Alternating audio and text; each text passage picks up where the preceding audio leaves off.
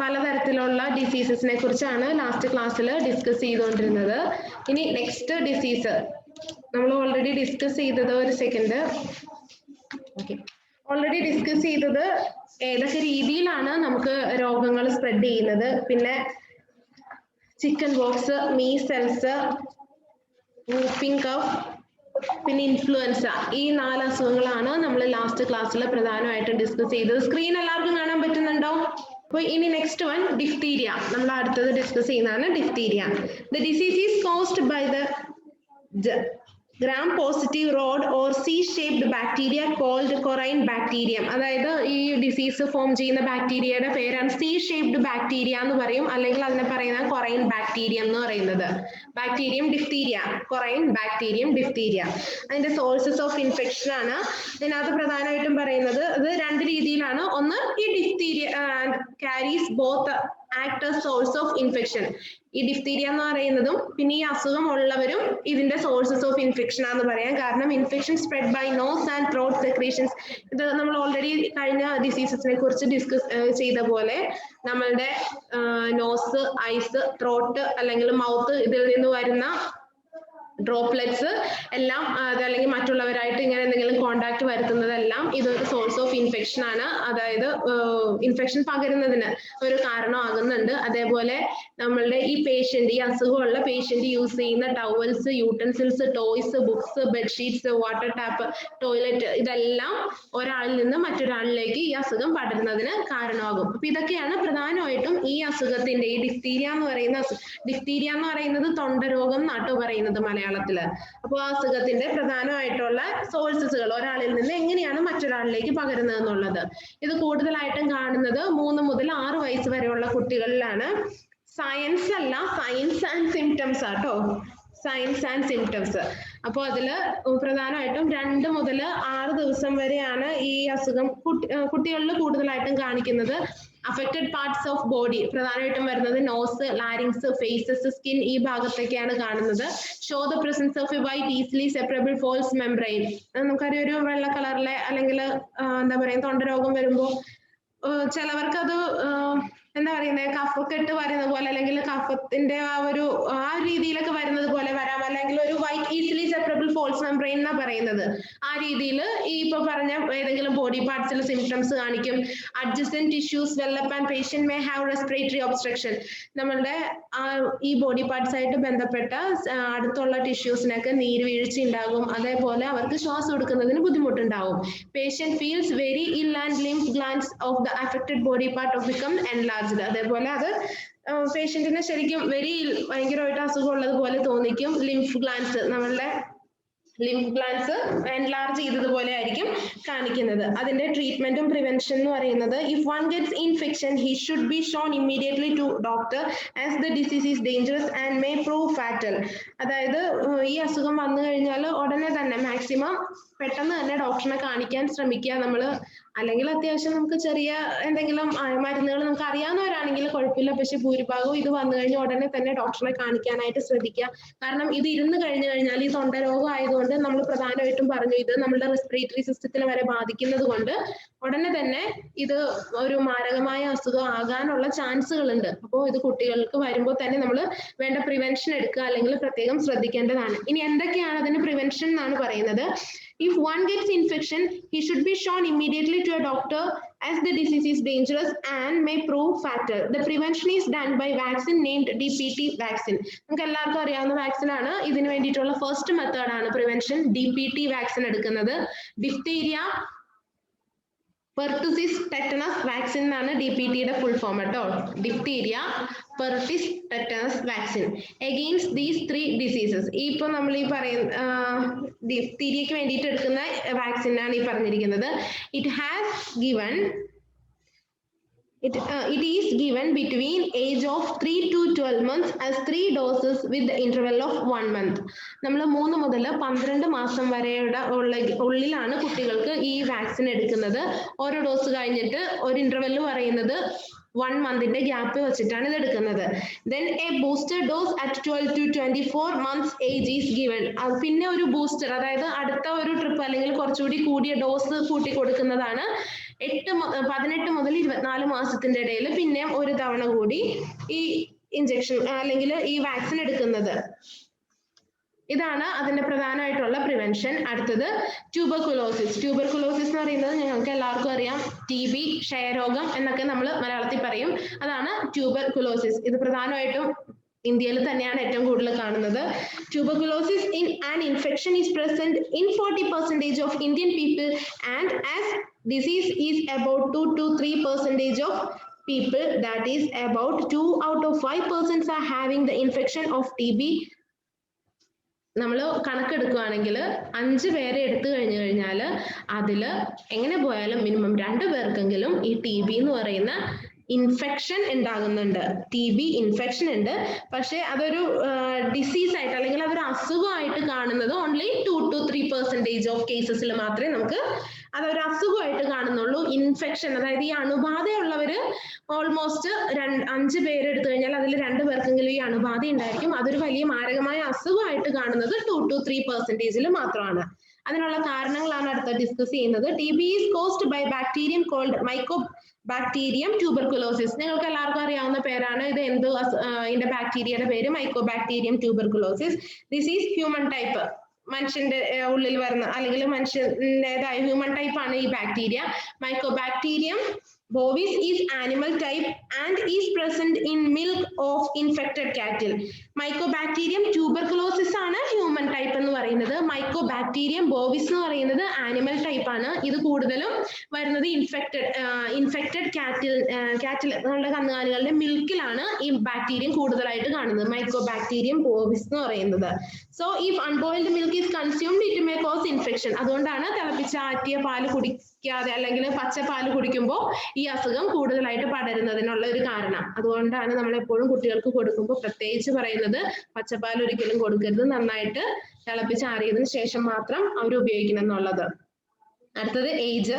The disease is present at every age and more in old people. ഈ അസുഖം എല്ലാവരിലും ഉണ്ട്. പ്രധാനമായിട്ടും കാണപ്പെടുന്നത് കുറച്ച് വാർദ്ധക്യാവസ്ഥയിൽ എത്തിയവരിലാണ്, ഓൾഡ് പീപ്പിളിലാണ്. Sources of infection. Healthy person can get infection by 2 sources. 2 രീതിയിലാണ് പ്രധാനമായിട്ടും ഈ അസുഖം ഒരു ആൾക്ക് ബാധിക്കുന്നത്. ഒന്നില്ലെങ്കിൽ മാൻ ടു മാൻ അല്ലെങ്കിൽ ആനിമൽ ടു മാൻ. മനുഷ്യനിൽ നിന്ന് മനുഷ്യനിലേക്ക്, മൃഗങ്ങളിൽ നിന്ന് മനുഷ്യനിലേക്ക്. മാൻ ടു മാൻ ആണെങ്കിൽ A patient of TB can cause TB infection to other person by the following means. He may cough out bacteria in air which may be inhaled by the healthy persons. നമുക്കറിയാം, ചുമയ്ക്കുമ്പോൾ നമ്മളുടെ വായിൽ നിന്ന് വരുന്ന droplets സ്വാഭാവികമായിട്ടും അടുത്തൊരാളുണ്ടെങ്കിൽ അയാളുടെ ശരീരത്തിൽ direct contact വരികയോ അല്ലെങ്കിൽ അയാൾ ഉപയോഗിച്ച ഈ അസുഖമുള്ള ആൾ ഉപയോഗിച്ച towel, utensils, bedsheet, pen, paper അങ്ങനെ എന്തെങ്കിലും ആയിട്ട് ബന്ധപ്പെട്ട സാധനങ്ങൾ മറ്റൊരാൾ കൈകാര്യം ചെയ്യുമ്പോൾ ഈ ബാക്ടീരിയാസ് സ്പ്രെഡ് ചെയ്യാനുള്ള ചാൻസ് ഉണ്ട്. അതേപോലെ bacteria may also be present in urine, faeces and other body secretions of the patient of TB sitting in secretions of the patient. അതേപോലെ പറയുന്നതാണ് ഈ ഇപ്പൊ പറഞ്ഞ കാര്യങ്ങളിലെല്ലാം ഇയാളുടെ സെക്രീഷൻസ്, ബോഡി സെക്രീഷൻസിലെല്ലാത്തിലും ഈ ബാക്ടീരിയയുടെ പ്രസൻസ് കാണാൻ പറ്റും.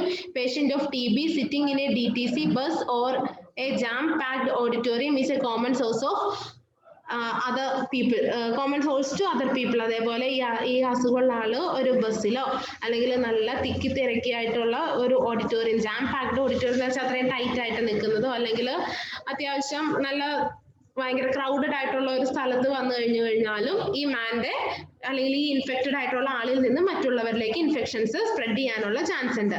ഇനി എങ്ങനെയാണ് ആനിമൽ ടു മാൻ എന്നുള്ളതാണ് പറയുന്നത്. ആനിമൽ ടു മാൻ പറയുന്നത് this type of spread is less common in India as people consume boiled milk. ഈ മെത്തേഡിൽ നമ്മളുടെ ഇന്ത്യയിൽ ഈ ട്യൂബർകുലോസിസ് വരുന്നതിന്റെ ചാൻസ് കുറവാണ്. കാരണം ഇന്ത്യയിൽ കൂടുതൽ ആൾക്കാരും കൺസ്യൂം ബോയിൽഡ് മിൽക്ക് ആണ് കൂടുതൽ പേരും എടുക്കുന്നത്. But this does occur if a crow or buffalo is infected. The bacteria may come in milk. ഇതെങ്ങനെയാന്ന് വെച്ച് കഴിഞ്ഞാൽ ഒരു ക്രോയോ അല്ലെങ്കിൽ ഒരു ബഫലോയോ ഇൻഫെക്റ്റഡ് ആണെങ്കിൽ ഇത് ഈ പാലില് സ്വാഭാവികമായിട്ടും ഈ ബാക്ടീരിയാസ് വരും. If milk is boiled, they are rapidly killed. പാല് തിളപ്പിക്കുമ്പോൾ നമുക്കറിയാം ചൂട് ആ ഒരു ടെമ്പറേച്ചറിൽ എത്തുമ്പോൾ സ്വാഭാവികമായിട്ടും ബാക്ടീരിയാസ് നശിച്ചു പോകും അല്ലെങ്കിൽ ചത്തുപോകും. But if consumed as such, they may cause TB in the intestinal tract of consumer. ഇത് പിന്നെ അല്ലെങ്കിൽ ഇതല്ലാതെയാണ് നമ്മൾ ഇത് എടുക്കുന്നതെങ്കിൽ തിളപ്പിച്ചാറ്റ് അല്ലാതെയാണ് നമ്മൾ ഇത് യൂസ് ചെയ്യുന്നതെങ്കിൽ ഇത് നമ്മളുടെ ഇൻഡസ്ട്രീനൽ ട്രാക്ക് നമ്മളുടെ ഉള്ളിലുള്ള കുടലുകൾ അല്ലെങ്കിൽ ആമാശയമായ ഭാഗങ്ങളിലൊക്കെ ആയിട്ട് ബന്ധപ്പെട്ടായിരിക്കും ഈ ബാക്ടീരിയാസ് പ്രധാനമായിട്ട് നമ്മുടെ ശരീരത്തിൽ കടന്നു പറ്റുന്നത്. ഇനി അതിന്റെ signs and symptoms. The disease may infect any part of body coming in contact with atmosphere via skin, respiratory system, ഇങ്ങനെയുള്ള കാര്യങ്ങളൊക്കെ വെച്ചിട്ടാണ് പ്രധാനമായിട്ടും ഇത് നമ്മളുടെ ശരീരത്തിൽ അല്ലെങ്കിൽ ഇൻഫെക്ഷൻ നടക്കുന്ന അറ്റ്മോസ്ഫിയറിലോ അല്ലെങ്കിൽ നമ്മുടെ സ്കിൻ വഴിയോ അറ്റ്മോസ്ഫിയറിൽ നിന്ന് നമ്മുടെ സ്കിന്നിലേക്കോ റെസ്പിറേറ്ററി സിസ്റ്റത്തിലേക്കൊക്കെ ഇതിന്റെ ബാക്ടീരിയസ് വരാനുള്ള ചാൻസ് ഉണ്ട്. But commonest is respiratory system. Common ആയിട്ട് ബാധിക്കുന്നത് എപ്പോഴും ഈ അസുഖത്തിന്റെ കോമൺ ഒരു എല്ലാവർക്കും പ്രധാനമായിട്ടും വരുന്ന ഒരു ഭാഗമാണ് റെസ്പിറേറ്ററി സിസ്റ്റത്തിലാണ് ഈ symptoms ഒക്കെ കാണിച്ചു തുടങ്ങുന്നത്. Patient inhales the bacteria present in the atmosphere and they are settled in lungs and disease is started. ഈ patient അല്ലെങ്കിൽ ഒരാള് അറ്റ്മോസ്ഫിയറിൽ നിന്ന് ശ്വാസം സ്വീകരിച്ച് കഴിയുമ്പോൾ ഈ ബാക്ടീരിയാസ് അറ്റ്മോസ്ഫിയറിൽ ഉണ്ടെങ്കിൽ അത് അയാളുടെ ഉള്ളിലേക്ക് വരും.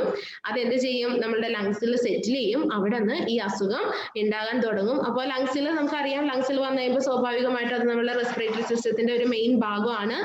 അപ്പോൾ അത് നമ്മളുടെ ശ്വാസം എടുക്കുന്നതിലോ അല്ലെങ്കിൽ മറ്റ് ശ്വാസമായിട്ട് ബന്ധപ്പെട്ട് വരുന്ന പ്രവർത്തനങ്ങൾക്കൊക്കെ തടയും. അതാണ് ഇതിന്റെ ഏറ്റവും വലിയൊരു സൈൻ ആയിട്ട് കാണിക്കുന്നത്. Incubation period is long and variable depending upon virulence of bacteria and immunity of the host. Incubation period എന്ന് പറയുന്നത് ഇതിന്റെ പ്രതിരോധം അല്ലെങ്കിൽ അത് എത്ര നാളാണ് ഒരാളിൽ വസിക്കുന്നത് എന്നുള്ളത് ലോങ് പീരീഡ് എന്നാണ് പറയുന്നത്. പക്ഷെ അത് വേരി ചെയ്യും. നമുക്ക് ഒരിക്കലും ഒരു ഉറപ്പ് പറയാൻ പറ്റത്തില്ല. കാരണം അത് വേരി ചെയ്യും. അത് ഈ അസുഖം അല്ലെങ്കിൽ ഈ ബാക്ടീരിയ കടന്നു പിടിച്ച ആളുടെ ശരീരത്തിന്റെ ഇമ്മ്യൂണിറ്റി പവർ അനുസരിച്ചിട്ടായിരിക്കും ഈ അസുഖം എത്ര നാളാണ് ഒരാളിൽ നിലനിൽക്കുന്നത് എന്ന് നമുക്ക് പറയാൻ പറ്റുള്ളൂ. It may be weeks, months or even years. ചിലവരിൽ ആഴ്ചകളെ ഉണ്ടാവുള്ളൂ, ചിലവരിൽ മന്ത്, ചില മാസങ്ങളായിരിക്കും, ചിലവരിൽ വർഷങ്ങളോളം ഈ അസുഖം നിലനിൽക്കാനുള്ള ചാൻസ് ഉണ്ട്. The typical case of lung TB shows cough which may have sputum with blood. അതായത് ലങ്സിലാണ് പ്രധാനമായിട്ട് TB വരുന്നതെങ്കിൽ അതിന്റെ ഏറ്റവും വലിയൊരു സൈൻ ആണ് നമ്മളുടെ ഉമിനീരിൽ തുപ്പലിന്റെ അംശം, ഉമിനീരിൽ ബ്ലഡിന്റെ അംശം ഉണ്ടാവും എന്ന് പറയുന്നത്. ഉമിനീരിൽ ബ്ലഡ് കാണുന്നതാണ് ലങ്സിൽ TB ഉള്ളതിന്റെ ഒരു പ്രധാന ലക്ഷണം. He gets fever which is usually and evening rise of temperature. That is, in morning patient is also right, but after lunch he is in fever and again normal in night.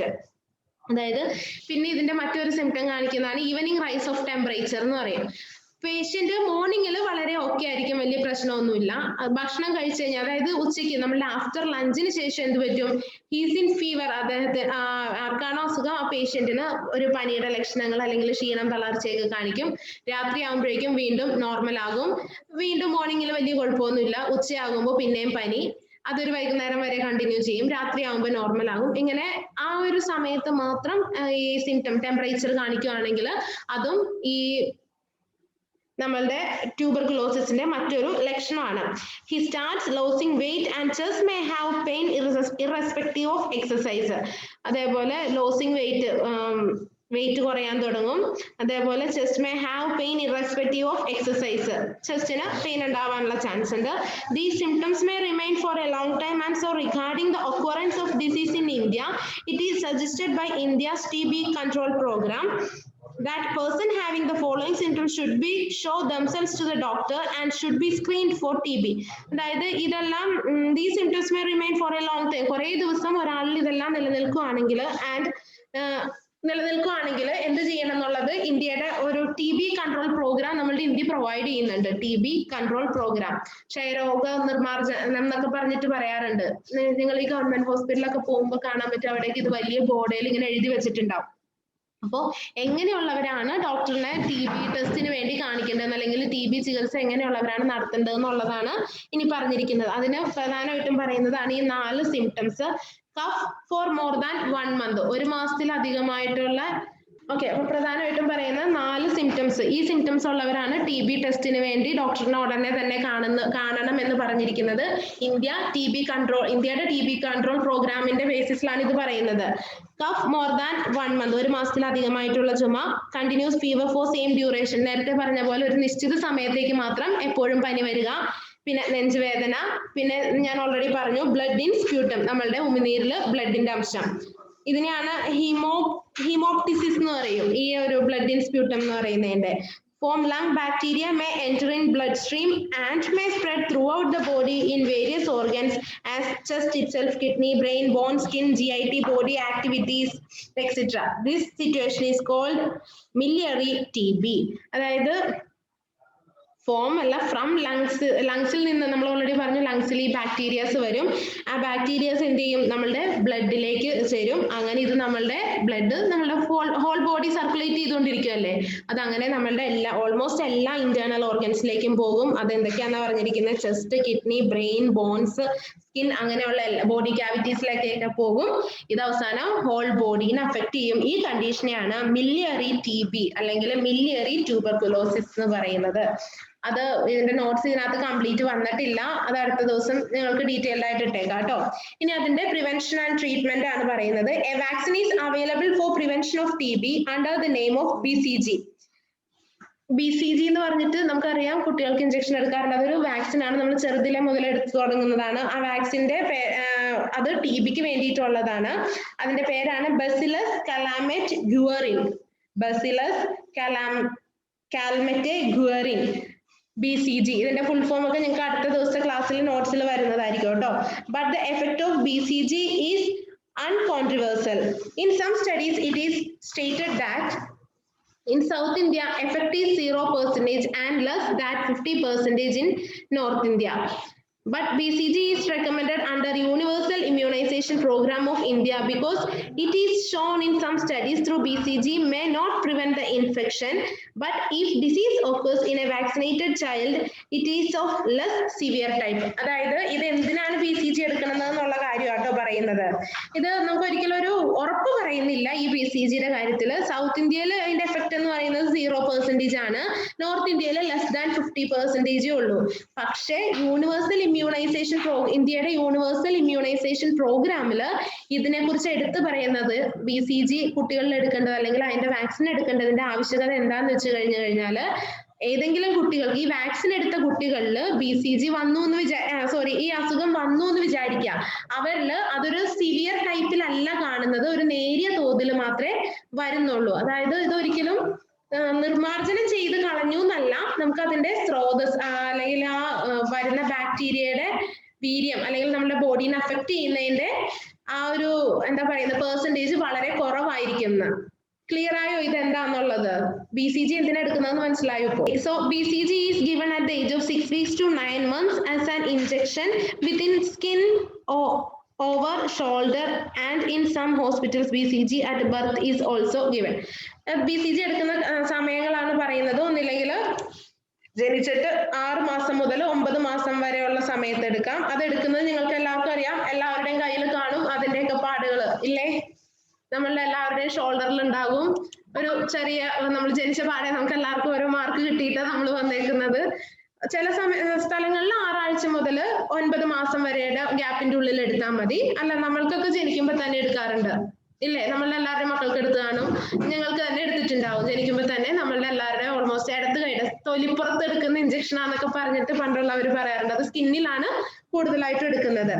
If one has a case in house showing above mentioned symptoms, he should be shown to the hospital equipped with the proper facilities to diagnose TB or in DTC, DTC എന്ന് പറയുന്നത് district TB സെന്റേഴ്സിനെ ആട്ടോ DTC എന്ന് പറയുന്നത്.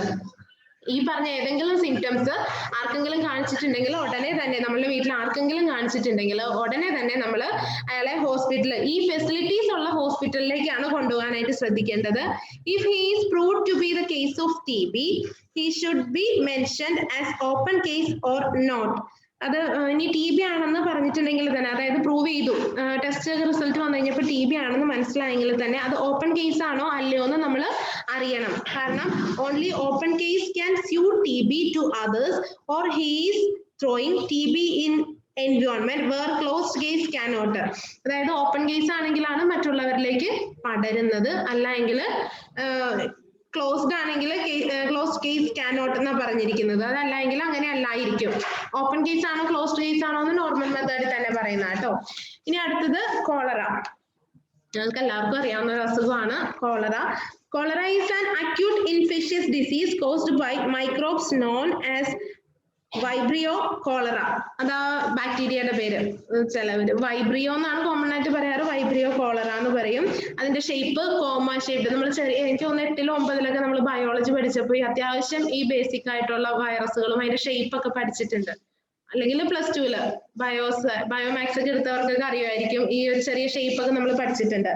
The germs developed into lacs in the stools and intestines of the patient and spread in the earth and water. അതായത് ഈ germs ഉണ്ടാവുന്നത് നമ്മളുടെ എക്സ്ക്രീഷൻസിലാണ് കൂടുതലായിട്ടും കാണുന്നത്. അതാണ് പറഞ്ഞത് in stools and intestines of the patient എന്ന് പറഞ്ഞിരിക്കുന്നത്. അതേപോലെ അത് സ്പ്രെഡ് ചെയ്യുന്നത് in the earth and water വഴിയും in the earth എന്നാണ് പറഞ്ഞിരിക്കുന്നത്. They may make the water in the ponds and wells contaminated. ഈ കോളറയാണ് നമ്മളുടെ കിണറിലെയും അല്ലെങ്കിൽ കോമൺ ആയിട്ട് നമുക്ക് വരുന്ന വാട്ടറിന്റെ സോഴ്സുകളെ മുഴുവൻ കണ്ടാമിനേറ്റ് ചെയ്യുന്നത്. അതുകൊണ്ടാണ് ഇത് വെള്ളത്തിൽ കൂടെ പടരുന്ന അസുഖം എന്നൊക്കെ പറയും. നമുക്ക് അറിയാം എങ്ങനെയൊക്കെയാണ് ഇത് പടരുന്നത് എന്നുള്ളത്. സെപ്റ്റിക് ടാങ്കിനൊക്കെ ലീക്ക് ഉണ്ടെങ്കിൽ ഈ അസുഖം അത് കാരണം നമ്മൾ പറയാറുണ്ട്, അതിന്റെ അടുത്ത് വല്ല കുളവോ അല്ലെങ്കിൽ കിണറൊക്കെ ഉള്ളവർ ഇങ്ങനെ വരുന്ന വെള്ളം എടുക്കുമ്പോൾ ശ്രദ്ധിക്കണം, എന്തെങ്കിലും ഒരു അസുഖം അല്ലെങ്കിൽ എന്തെങ്കിലും വൈറസ് കണ്ടിട്ടുണ്ടെങ്കിൽ. അതുകൊണ്ടാണ് പ്രത്യേകിച്ച് സ്കൂളുകളിലൊക്കെ എവിടെ നിന്നാണ് വെള്ളം വരുന്നത്, വാട്ടറിന്റെ പ്യൂരിറ്റി നന്നായിട്ട് ടെസ്റ്റ് ചെയ്തതിന് ശേഷം മാത്രമേ കുട്ടികൾക്ക് കുടിക്കാൻ കൊടുക്കാവുള്ളൂ എന്നൊക്കെ പറയുന്നത്. അതും ഇടയ്ക്കിടയ്ക്ക് ടെസ്റ്റ് ചെയ്തുകൊണ്ടിരിക്കണം. അത് ഇങ്ങനെയുള്ള കാര്യങ്ങളൊക്കെ പ്രത്യേകം ശ്രദ്ധിക്കാൻ വേണ്ടിയിട്ടാണ്. ഇത് കണ്ടാമിനേറ്റഡ് നമുക്ക് സ്പ്രെഡ് ചെയ്യുന്ന ഡിസീസാണ്. Milk is a helpful carrier of the germs. Flies is also responsible for its spread. ഇപ്പൊ നമ്മൾ പറഞ്ഞു ഇത് വെള്ളത്തിലൂടെയും നമ്മളുടെ ഭൂമിയിലൂടെയും പടരും. കാരണം ഒരു സ്ഥലത്ത് നിന്ന് മറ്റൊരു സ്ഥലത്തേക്ക് ഇത് എന്തെങ്കിലും നമ്മൾ എടുക്കുന്ന വാട്ടർ സോഴ്സിനെ മലിനമാക്കിയിട്ടുണ്ടെങ്കിൽ ഈ ഡിസീസ് അത് ആ വെള്ളം ഉപയോഗിക്കുന്നവർക്കൊക്കെ വരും. അതേപോലെ തന്നെ മറ്റൊരു കാരണമാണ് പാല്. Milk is a helpful carrier of the germs എന്നാണ് പറഞ്ഞിരിക്കുന്നത്. അതേപോലെ ഫ്ലൈസ്, ഈച്ച, കൊതുക് അങ്ങനെയുള്ള സാധനങ്ങളൊക്കെ ഇത് ഒരാളിൽ നിന്ന് മറ്റൊരാളിലേക്ക് പകർത്താനുള്ള കാരണങ്ങളാണ്. Incubation period is from a few hours to 5 days. Incubation ചിലവരിൽ കുറച്ച് മണിക്കൂർ നേരം നിൽക്കും, ചിലവരിൽ മാക്സിമം 5 ദിവസം വരെ ആയിരിക്കും കോളറ നിൽക്കുന്നത്. അതിന്റെ സിംറ്റംസ് ആണ് ഇനി പറയുന്നത്. To start with violent diarrhoea, vomiting, thirst. Start with the violent diarrhea, vomiting, thirst, headache and rise in temperature are the common symptoms. നമുക്കറിയാം ഡയറിയ, നമുക്ക് ലൂസ് മോഷൻ അല്ലെങ്കിൽ ആ ഒരു ടെൻഡൻസി എപ്പോഴും വരും. പിന്നെ വോമിറ്റിംഗ്, എപ്പോഴും ഛർദ്ദിക്കാനുള്ള ഒരു വോമിറ്റ് ചെയ്യാനായിട്ടുള്ള ഒരു ടെൻഡൻസി. പിന്നെ ഭയങ്കര ക്ഷീണം, തളർച്ച, തൊണ്ടയൊക്കെ വരളുക എന്നൊക്കെ നമ്മൾ പറയാറുണ്ട്, വെള്ളമൊക്കെ ശരീരത്തിൽ തീർന്നു പോയൊരവസ്ഥ വരുന്നത്. അതേപോലെ ഹെഡേക്ക്, പനി. ഇത്രയാണ് കോമൺ ആയിട്ട് വരുന്ന symptoms. But if the stools are loose and watery, greenish in colour, body temperature gets low and pulse rate is extremely feeble and low, then there are chances that may cause death. അതേപോലെ ഇത് കൂടി പോകുന്ന അവസ്ഥയുണ്ട്. അതുകൊണ്ടാണ് ചെറിയ കുട്ടികൾക്കൊക്കെ നമ്മൾ പനി വരുമ്പോൾ ശ്രദ്ധിക്കുക, അല്ലെങ്കിൽ അവർക്ക് ഈ ഒരു ലൂസ് മോഷൻ ഒക്കെ വരുമ്പോൾ പ്രത്യേകം ശ്രദ്ധിക്കണം എന്ന് പറയുന്നത്. ഇത് കൂടി പോകും ചിലവരിൽ, കാരണം അങ്ങനെയുള്ളവരുടെ സിംറ്റംസ് ആട്ടോ പറയുന്നത്. Stools are loose and water, അതായത് നമ്മളുടെ എക്സ്ക്രീഷൻ ഭയങ്കര ലൂസ് ആൻഡ് വാട്ടറി ആണെങ്കിൽ, അതേപോലെ greenish in colour, body temperature gets low, നമ്മളുടെ temperature gets low, body temperature കുറഞ്ഞു പോവുക, അതേപോലെ പൾസ് റേറ്റ് ഭയങ്കര കുറയുക. ഈ അവസ്ഥയൊക്കെ വന്നു കഴിഞ്ഞാൽ ആ കോളറ ബാധിച്ച വ്യക്തി മരിക്കാനുള്ള ചാൻസ് വരെ ഉണ്ട്. Due to the loose watery motions, dehydration may take place. അതേപോലെ നമുക്ക് എക്സ്ക്രീഷനിൽ എപ്പോഴും ഈ വെള്ളം ഇങ്ങനെ പോകുന്നത് കൊണ്ട് നമ്മുടെ ശരീരത്തിൽ ഡീഹൈഡ്രേഷൻ നടക്കാനുള്ള ചാൻസ് ഉണ്ട്. So patient becomes unconscious and physically very weak. Unconscious ആവും. നമുക്കറിയാം നമ്മുടെ ശരീരത്തിൽ ജലത്തിന്റെ അംശം കുറഞ്ഞു കഴിഞ്ഞാൽ ഉണ്ടാവുന്ന സ്വാഭാവികമായിട്ടുള്ള എല്ലാ കാര്യങ്ങളും ഈ സമയത്ത് നമുക്ക് ഉണ്ടാകും. ഇനി അതിന്റെ ട്രീറ്റ്മെന്റും പ്രിക്കോഷൻസ് എന്തൊക്കെയാന്ന് പറയുന്നത്.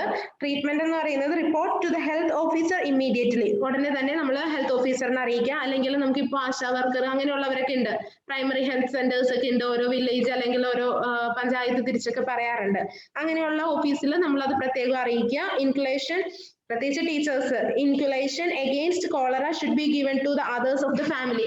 അതേപോലെ തന്നെ ഇപ്പൊ നമുക്ക് ആർക്കെങ്കിലും ഒരു സ്ഥലത്ത് എവിടെയെങ്കിലും ഉണ്ടെങ്കിൽ ആ കുടുംബത്തിലെ ബാക്കി എല്ലാവരും ഇതിനു വേണ്ടിയിട്ടുള്ള മുൻകരുതലുകൾ എടുത്തിരിക്കണം. കാരണം ഇത് സ്പ്രെഡിംഗ് ഡിസീസ് ആണ്, ഒരാളിൽ നിന്ന് മറ്റൊരാളിലേക്ക് ഉടനെ തന്നെ പടരാനുള്ള ചാൻസ് ഉണ്ട്. Patients vomiting and stools should be either be burned out or some disinfectant should be used. Vomit ചെയ്യോ അല്ലെങ്കിൽ എക്സ്ക്രീഷൻ ഒക്കെ എന്താ ചെയ്യേണ്ടതെന്ന് വെച്ച് കഴിഞ്ഞാൽ ഒന്നില്ലെങ്കിൽ കത്തിച്ച് കളയുക, അല്ലെങ്കിൽ ഡിസിൻഫെക്ടേഴ്സ് ഉപയോഗിച്ചിട്ട് അത് മാക്സിമം ക്ലീൻ ചെയ്യുക. Boiled water should be used for drinking purpose. തിളപ്പിച്ചാറ്റിയ വെള്ളം മാത്രം കുടിക്കണം. Avoid eating outside the house during equipments എഴുതിയിരിക്കുന്നത്, അതായത് പുറത്തു നിന്നുള്ള ഭക്ഷണങ്ങൾ ഒഴിവാക്കുക. Vegetables and fruits should be washed in a dilute solution of potassium permanganate.